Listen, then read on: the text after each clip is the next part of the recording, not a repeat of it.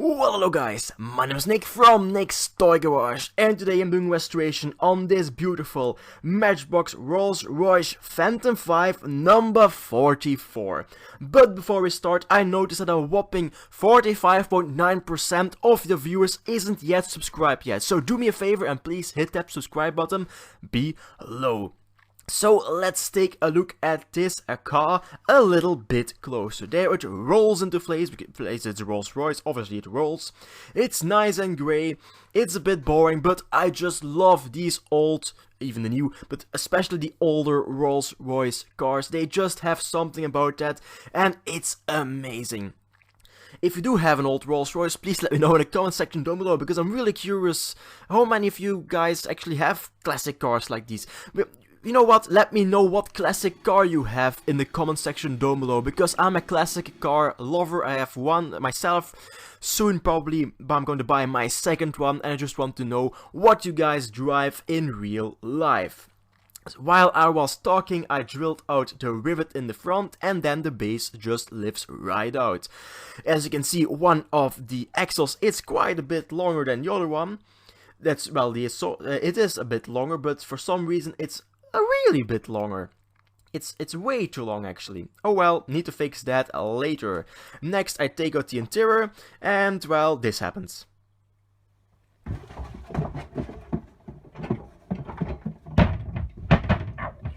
Yeah, I dropped the trunk and I tried to find it, but there it is, I found the trunk lid. Yes. So as you also saw, the base itself is just missing every single bit of paint, and the body itself, well, it's in pretty good shape.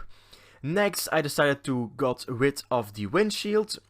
Normally I would drill it out, but this time I saw that it was a little pinch rivet thingy, so I just used my screwdriver, pried it a little bit, and just got the window out without cracking the actual visible windshield. Now slide everything aside, and it's time to concentrate on the wheels and axles. Like always, I take my little Dremel, put my finger on one side, well, the mushroom side of the axle, and then just remove the little metal edge that holds on the wheel on one side. When that is done, I just lay down my Dremel. As you can see, the axle can still spin freely around, so I can take the metal edge off all around. When that's done, I just take out the wheels and axle in the back and in the front. Now let's take these parts and let's move on to the favorite step of my restoration videos, my sandblasting cabinet. This took me a little bit longer because there are a little bit of sunken in edges that I need to, well, the paint was hiding in those edges, but I think it took me about a minute and a half to do the base and the mold itself, and it looked pretty great, if I do say so myself. Now when I was done, I noticed that on the roof there were a little bit of rough spots, a little bit of corrosion, I think, underneath the layer of, I think this is galvanized steel, not really sure. If you know, let me know in the comment section down below. But fasting forward, I did this to the entire car, but this is just to show you a little part. I just used my sanding paper to sand out all the imperfections and make the metal look kind of great again. Next, it's time for primer. I'm using a fine surface primer by Tamiya in grey.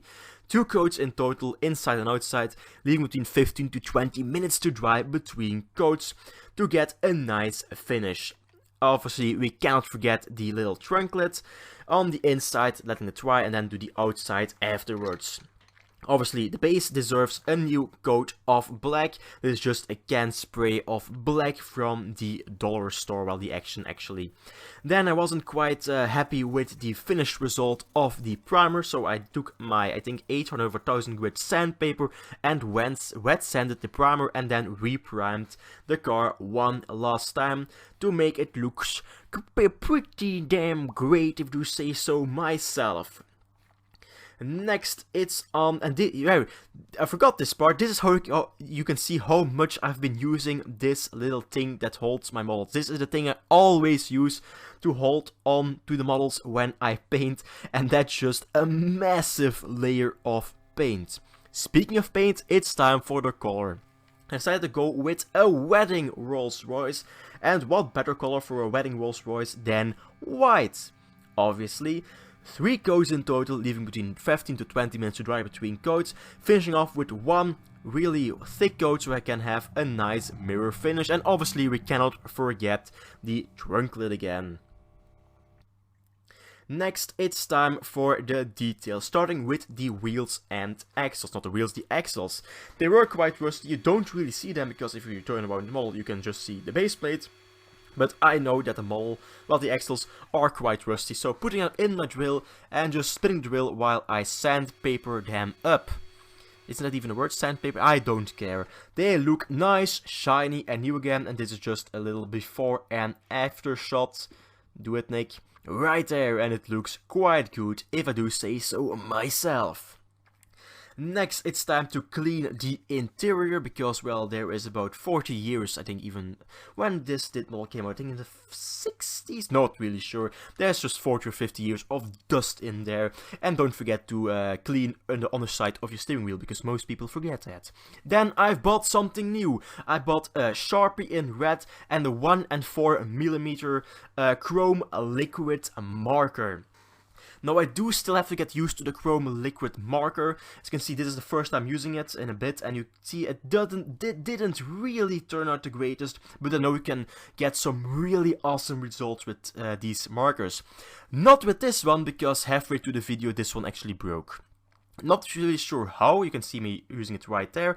It worked beautiful right here, but when I laid it down and started using it again, it just started dripping chrome from the wrong side of the pencil.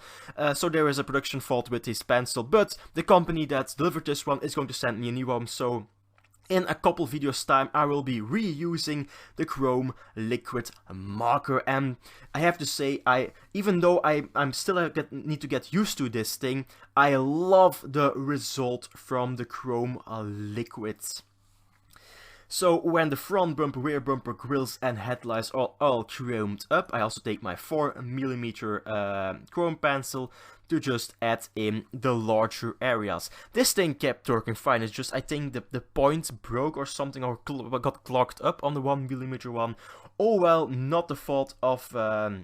They don't think it's anyone's fault, it's just a faulty pen, I guess. So they're gonna send me a new one. Hooray! Next, it's time to... Here it still works, the 1mm pen, so I just use it to paint on the door handles. A little bit off camera, but knowing me, I always do that. I don't really know where my camera is. Next, a little bit of polish and elbow grease, and I just get the window looking kind of good again. Obviously, this car needs blinkers, so I add some blinkers on the front of the car. Forgot to add them on the back, because they weren't really... I didn't really got a space where I could use the blinkers on the back of the car. Oh well. Next, it's time for the interior. For the interior, I decided to go with a nice red leather interior. It just fits with the whole wedding concept and the whole white car. So a red leather interior it is, and I obviously painted the steering wheel in red too, because who doesn't like a red steering wheel? Next, it's time for the reassembly. Off camera also cleaned up my wheels, so they look nice and black again. Also use some Plasti Restore on those, so they just shine again. So putting the wheels and axles back on the car and using my little tweezer vice grips to crimp the axle back together, so the axle, well, the wheels just stay on the car. Just like a jet. Also do the same with the front axle, obviously, and you have to make sure, because this is a model with two different sizes of axles. The long one goes in the back, the short one goes in the front, and if you look to the chassis itself, you can see that the front is a little bit narrower than the back for the axles. When that is done, right there, I just put it back on its wheels and take the model itself. Now this is a little bit of a difficult step for me, because I have a really short, well, bad short-term memory. I deassembled this thing a couple hours ago, and I already forgot how it was supposed to go back together. But in the end I figured it out, so I put in the trunk, I put in the windshield, putting the trunk back out because it just fell out. Next, do the trunk back in the model. Place the red leather interior, and then last but not least finish up with the spring so you actually have some kind of suspension in the car. Otherwise, if I didn't put it in, it would be a lowrider Rolls-Royce, which also would look really awesome, but not really for weddings. And just snap in the base plate again. So let's take a look at it before the restoration. It was nice and, well, grey, missing paint, rusty axles, and a white interior. Not really a wedding car. And let's take a look at it after the restoration in 3, 2, 1. There it is, nice and white, ready for the weddings. You can see the chrome is a little bit messed up on the front. In real life it looks really good, but on camera it doesn't really look that good, not sure why. So if you enjoyed this video, please leave a like, subscribe, and obviously, like always, a special thanks to all my Patreons right here. Thank you very much for watching, goodbye.